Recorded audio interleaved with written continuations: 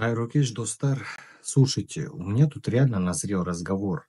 На днях я посмотрел выступление Касым-Жомарт Кемелева Токаева на Ассамблее народа Казахстана.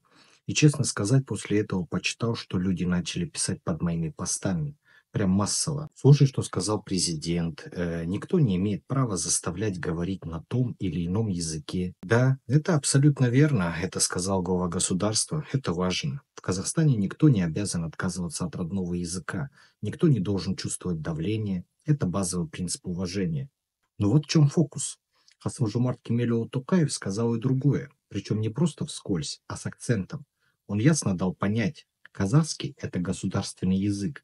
Это не просто символ, это стратегическая задача, это язык единства, это язык, который должен нас объединять. Так что нельзя прикрываться правом говорить на другом языке, чтобы полностью игнорировать казахский. Нельзя жить в Казахстане и делать вид, будто государственный язык не обязательный. Если ты гражданин Казахстана, уважай страну, в которой живешь. Изучение казахского– это не про политику, это про культуру, про уважение, про идентичность. И вот теперь скажите мне, друзья, почему, как только заходит разговор о казахском языке, одни начинают паниковать, а другие агрессировать?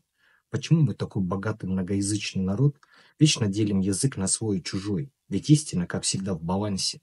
Говори на русском, узбекском, уйгурском, никто не мешает. Но казахский, знай, это язык нашей страны. Это не про национализм, это про зрелость. Хочешь говорить на русском? Пожалуйста. Хочешь говорить на китайском? Да ради бога. Но не смей говорить, что казахский язык не нужен или не важен. Потому что если ты живешь здесь, ты часть нации. А нация– это не территория. Это еще и язык.